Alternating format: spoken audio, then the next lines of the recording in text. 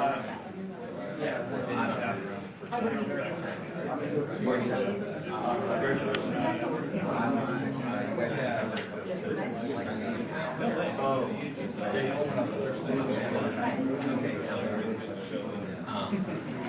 check, guys. Are you guys ready for a mic check? All right. Mic check. 1, 2, 3. This is Carlos. 1, 2, 3. We're good? Keep talking, dude. Keep talking. Okay. 1, 2, 3, 4. Mic check. We're good? Everybody good? Thumbs. Yeah, I don't think I can talk. So we're good? Keep doing it, dude. Keep doing it. Mic check. 1, 2, 3. Mic check. 1, 2, 3, 4, 5, 6. We're good? En español. Okay. 1, 2, 3. Okay. You guys ready? You can take the paper down now, sir. You guys good with the white balance? You guys are good with white balance? Please. All right.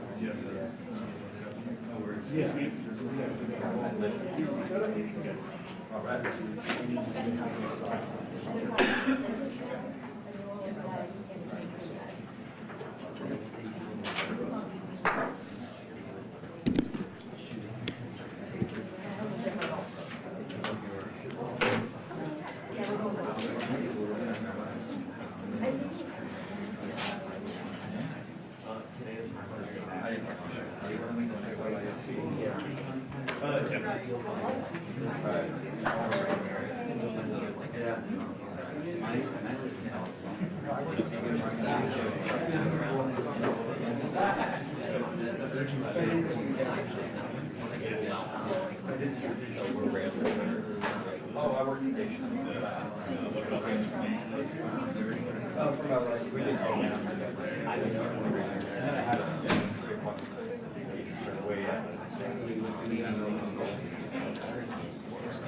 yeah.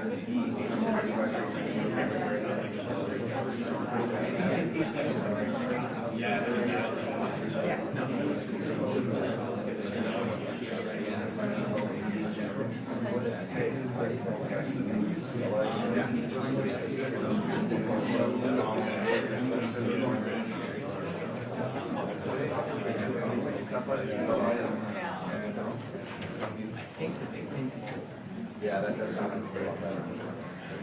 And I don't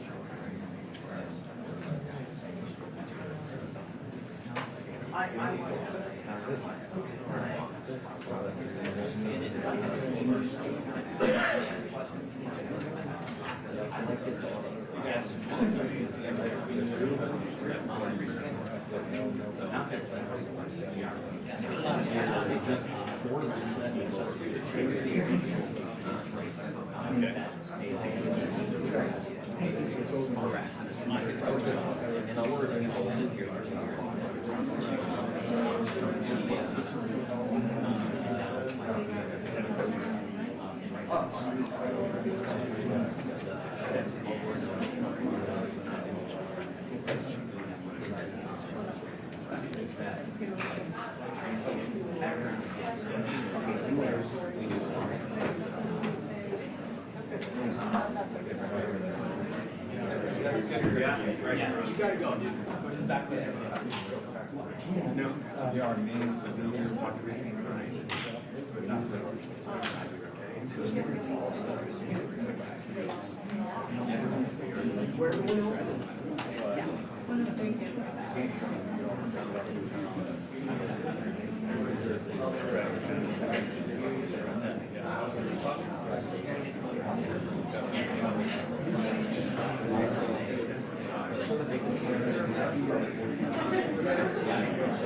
right, everybody, if we could all silence our phones, please. Thank you. Silence or turn off, please.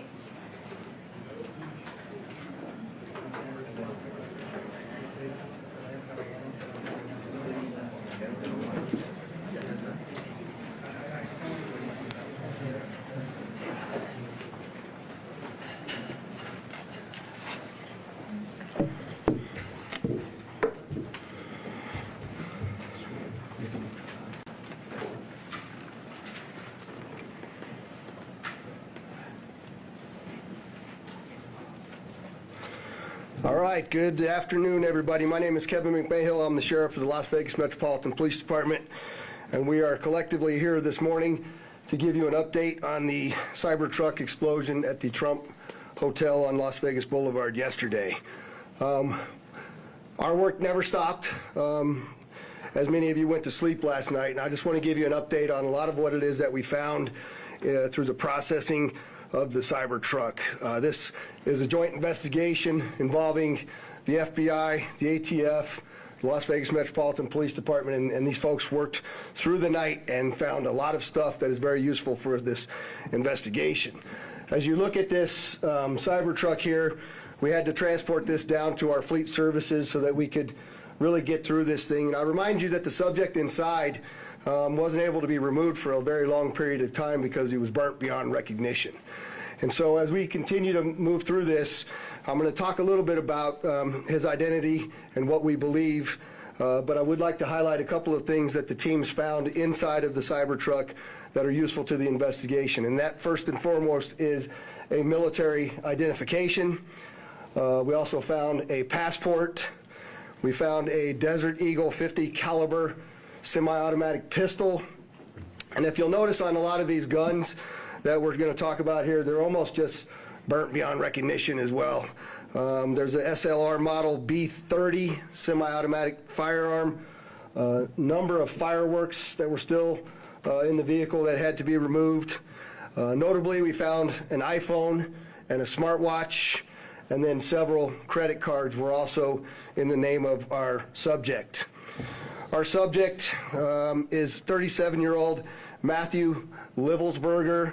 He's of Colorado Springs, Colorado, born July 22nd of 1987. Now, as you'll see here on a picture of his driver's license, let's see, the question really still remains for me, and I know that there's a lot of you folks in the media that are identifying this person as the person in our vehicle.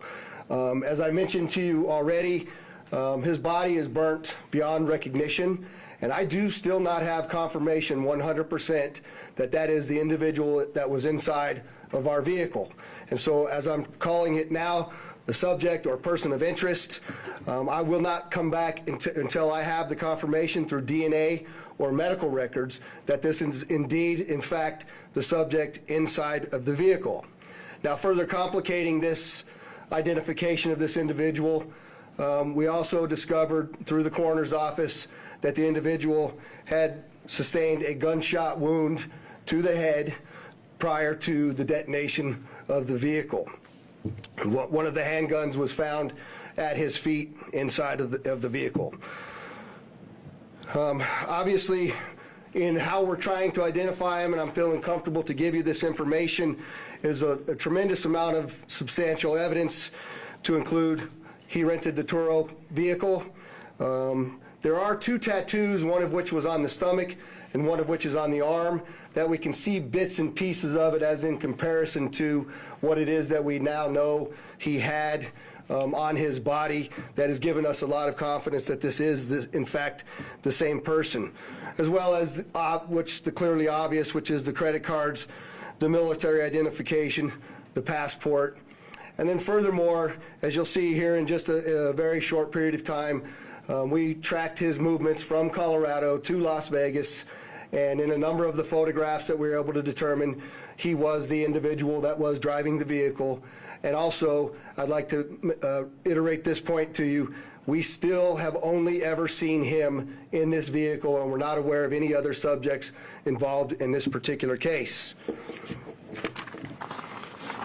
Now, I would like to acknowledge a couple of things because I know what's going on in the social media world, and there are a number of things in this case that are similar to the attack in New Orleans. We do know that our subject here served in the military. In fact, he's a current member of the military. Both of the subjects served at Fort Bragg, North Carolina. What we do know about that is it's a very large military base, and we have no record that they served in the same unit or even at the same years at Fort Bragg, something that continues to remain under investigation. I also know that they both served in Afghanistan in 2009. We don't have any evidence that they were in the same province in Afghanistan, the same location, or the same unit. Again, something else that remains under investigation.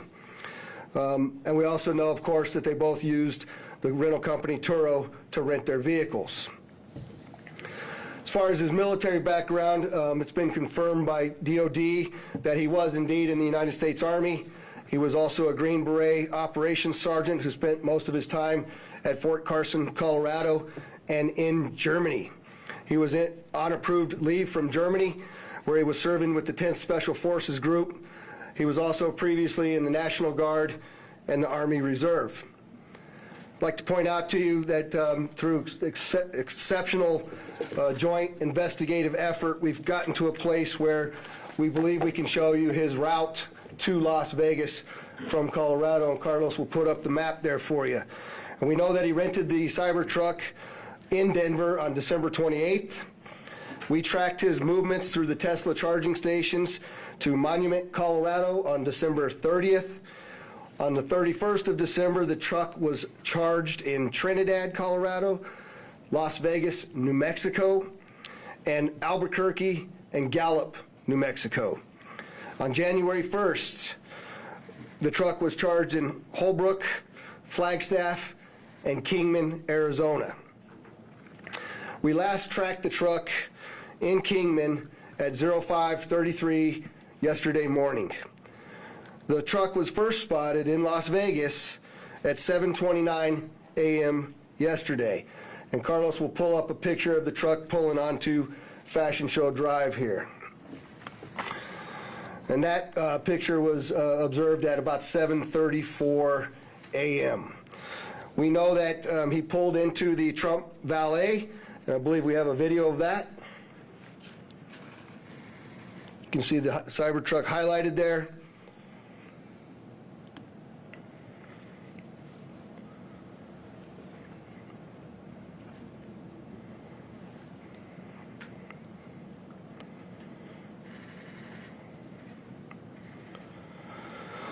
So through extensive surveillance video, we were able to track him leaving there, and we know that he went to several different places along Las Vegas Boulevard, and he spent some time in a parking lot of a business near Flamingo and Las Vegas Boulevard.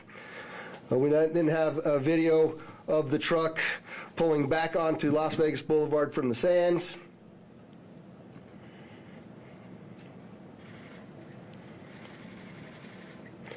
You see that there?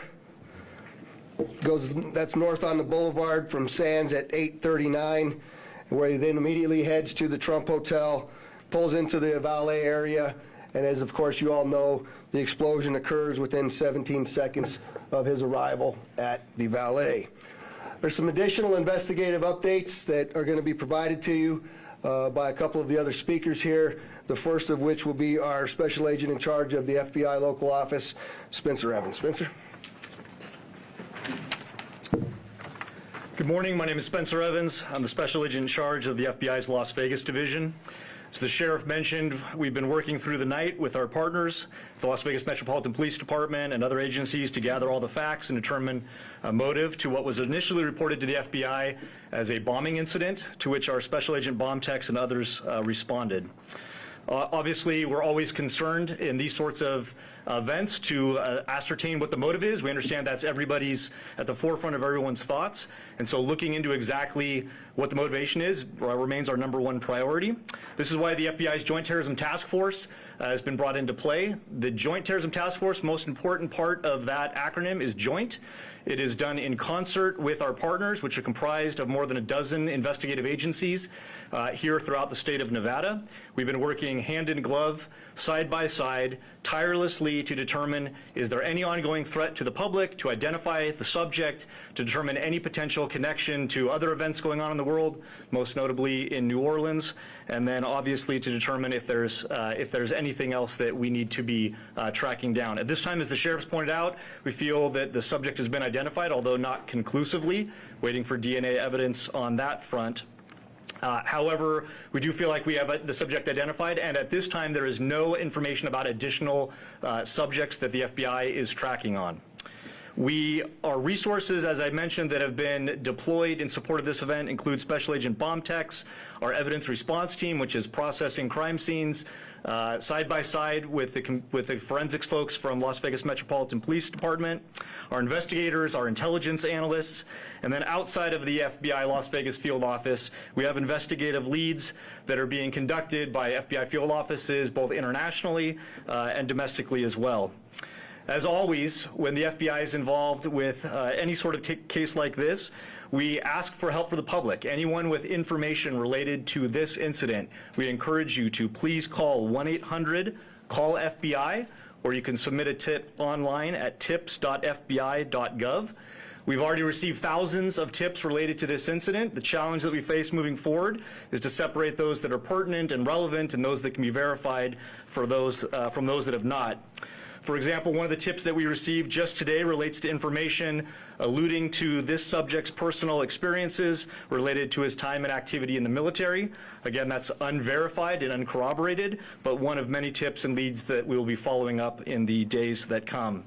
If you have any additional information, again, encourage everyone, 1-800-CALL-FBI or submit it online, tips.fbi.gov. We will tirelessly work to exhaust all investigative leads and conclusively determine what the nature of this particular incident was, what the motivation was, and to the extent possible, share all that information as we obtain it. I'll now turn some time over to the Assistant Special Agent in charge from the ATF, Kenny Cooper.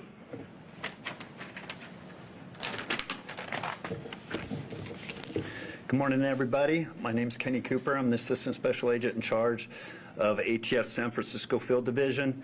ATF is bringing our expertise in post-blast investigations and our crime gun intelligence to specifically assist in this investigation.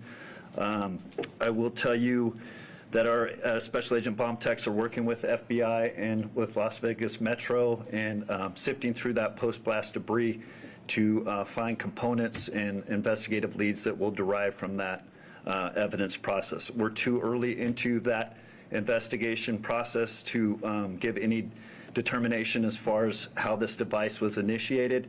I will say that we do know that the components primarily consist of fireworks, mortars, aerial shells, and are all consumer fireworks.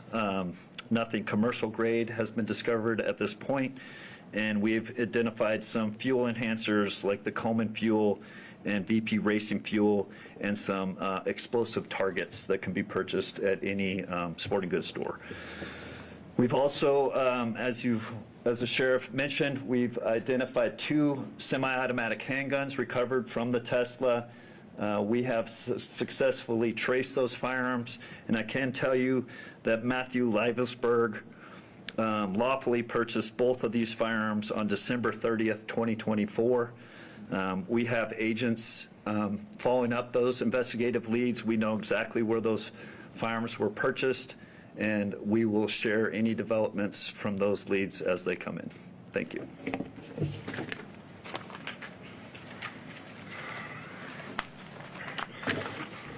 We also have the Clark County Fire Chief here, John Steinbeck, and he didn't have any additional updates, but if there's any questions in regards to what the fire department did during this, he's here to answer those questions as well. With that, I'd just like to say before I take a couple questions from all of you, you'll notice that we're not releasing information that we haven't corroborated and verified. We're very well aware of all of the things that are going around on social media. But that's just the way we're going to conduct this investigation. We're not putting it out until we can tell you for a fact what information it is that we're putting out. And so we're going to continue to do that, but I'm also confident to tell the Las Vegas community and this great nation that we don't believe there's any further threat from this subject or anybody associated to him here in Las Vegas. With that, Denise, I saw you had your hand up. If you could just identify yourself, please. Denise Marshall, Channel 3 in Las Vegas. Did this suspect have any other connection to Las Vegas? Had he ever been here before, or any reason to be here? So the question was, did the subject have any ties to Las Vegas, or had he ever been here before? I do believe we had one instance a number of years ago where he stayed at a local hotel, but we're still trying to verify that information as well. Sir? The David Charles, KLAS TV. There was, you have a gentleman in a Cybertruck Trump Hotel. There's information that the FBI was in Colorado Springs last night, possibly at this gentleman's home. Any information about why? I think I'll let Spencer answer that question. Yeah, so as I mentioned, the motivation at this point is unknown. We are, as I mentioned earlier, following investigative leads both domestically and internationally as well.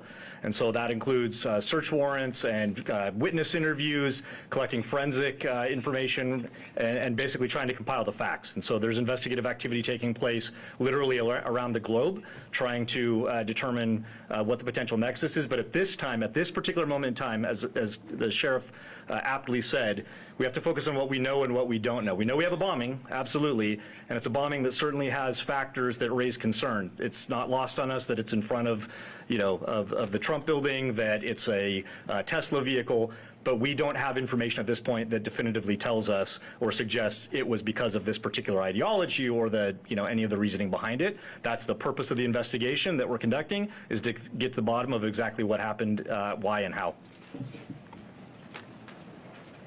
Sir? Tim Caputo with KBC in Los Angeles. You mentioned the number of similarities between this case and the one in New Orleans. How far in the investigation process do you guys go to try to rule out that they are connected, knowing that you already have a couple things that seem to connect them together? So the question is how are we working to rule in or rule out any connections to the New Orleans event? And the answer to that is every tip and lead that comes in, every piece of evidence that comes in, we don't discount it, we work it through. It's an interesting thing during these kinds of investigations that if these turn out to be simply similarities, very strange similarities to have. And so we're not prepared to rule in or rule out anything at this point. There's lots more for us to do in this investigation. We haven't even gotten into the phones or the computers, which are usually very, very instructive and informative to us as we investigate. And we've got a lot more work to do to trace him, to see the stores that he went to rule out anybody else. Lots of investigative work to do, and we're just trying to give you an update on what we know now. That is factual. AP. Was the gunshot wound to his head self-inflicted? We believe the question was the gunshot self-inflicted, and we do believe it was, since he was the only person in the vehicle, and it occurred immediately prior to the vehicle blowing up. Back there, sir? Yes, sir. Morgan Chesky, NBC News. With the evidence you've seen so far, are you comfortable now calling this a suicide mission? The question is, am I comfortable calling it a suicide mission? I'm comfortable calling it a suicide with the bombing that occurred immediately thereafter. I'm not giving it any other labels. And with the friends and family you've spoken to so far, have they shared any prior red flags? The question is, did we have any of the family members share any particular red flags? Again, I'll go back to what I know is circulating on social media, but none of that has been verified at this point. And final question real quickly. All the components you found inside the Cybertruck, were they all purchased in Colorado? The question is, were all the components found inside of the Cybertruck purchased in Colorado? And I don't know the answer to that. That's part of why we're doing the extensive part of the investigation. Hi, I'm the Associated Press. Can you talk a little bit about the security measures you have in place at the hotel now? So, as you all know, we had just successfully completed a New Year's Eve event where hundreds of thousands of people come to Las Vegas. I've extended our posture just like it is for a New Year's Eve event, where I have thousands of police officers that are working day in and day out. Obviously, dozens and dozens of people that are working on this investigation as well. We'll continue to look at what that security posture looks like, but I'm confident in the safety of our community as we move forward. Go ahead in the middle there. Joe Mueller, Channel 13 here in Las Vegas, ABC. Did Levenberger have any sort of criminal record at all? And also, do you know when that Turo vehicle was rented? The question was, is there any criminal record? None that I'm aware of. That has not been brought to my attention that he had a criminal record. And I said that the Cybertruck was rented on December 28th in Denver, Colorado. Right here? Hi, Stephanie Price, Fox News. Hi. Hi. Have you guys been able to verify that he checked into the Resort World Hotel the day before this? The question is, do we know if he checked into the Resorts World the day before this? I'm not aware of that information. Sir? Mike Allen, Fox 5 Vegas. You mentioned increased security presence at the Trump International. Is that going to extend further along the Strip, or is it just there? And how long do you anticipate that? The question is generally about the security posture, and that's entirely our entire community, not only Fremont Street and the Strip, but surrounding neighborhoods as well, just to make sure that we have the community feeling that level of safety that they need to feel after an event such as this. Right next to you there. Katie from the Las Vegas Review-Journal. How exactly were you guys able to use the charging stations to track the car's route? The question is, how were we able to use the charging stations to track the vehicle all the way through? And I'm not exactly sure how to answer that question just yet. I know that there's some capability by being able to determine that the car is connected to the charger. One of the things that we're looking for is anybody that may have been at the charging location at the same time. We're looking to try to identify them because their vehicles would have also had cameras that would have taped anybody in and around them. We're trying to get people that may have been in the same locations at the same time that have video on their vehicle that could provide that video to us as well. I'll take two more. Go ahead. Rio Yuma, again, AP. Can you talk about the damage being contained by the Cybertruck itself, and do you think that plays into whether he was aiming to hurt others, or was it a public suicide? Yeah, the question is about the Cybertruck and the lack of damage to the Cybertruck and containing the explosion. Carlos, if you could put that truck back up there, it might be helpful, but you know, you'll see if you look on the outside of that vehicle, it's hard to tell from that photograph, but other than the windows being gone, that's a bit more disassembled than it was at the scene, and the back area being blown off. There's no evidence of physical damage to the sides of that vehicle, and so the explosion that was in that vehicle sort of vented out and up, but it didn't even damage the glass doors at the Trump. So I'm not sure what that means. I also know that there's a number of unexploded pieces of the things that he had inside of that vehicle, and so I just don't think that it was done as well as he was expecting it to be done. But go ahead. Sofia Rodriguez with Univision Vegas.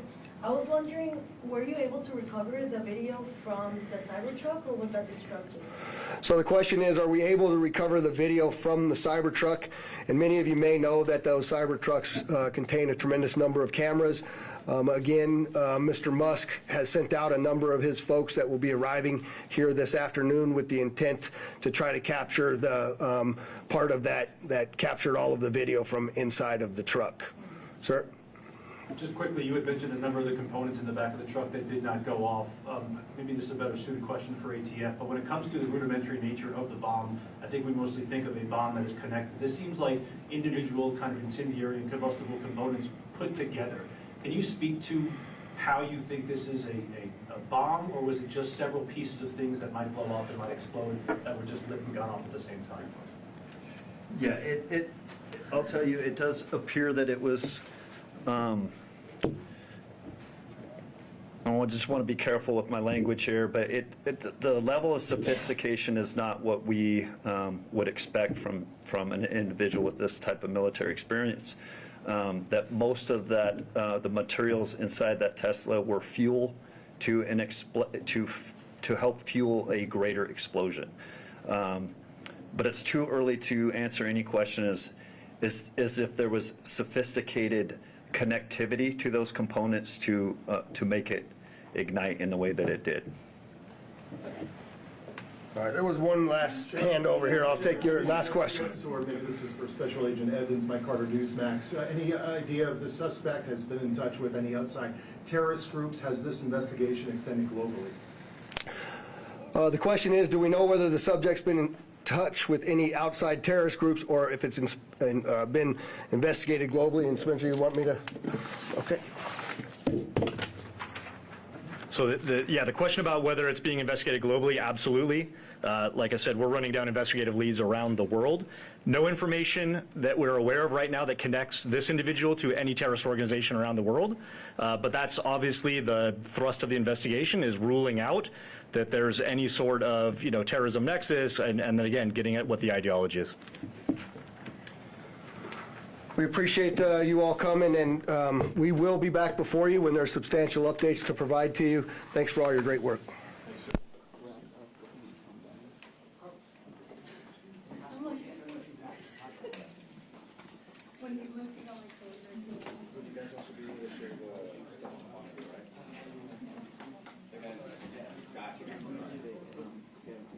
Yeah, the hair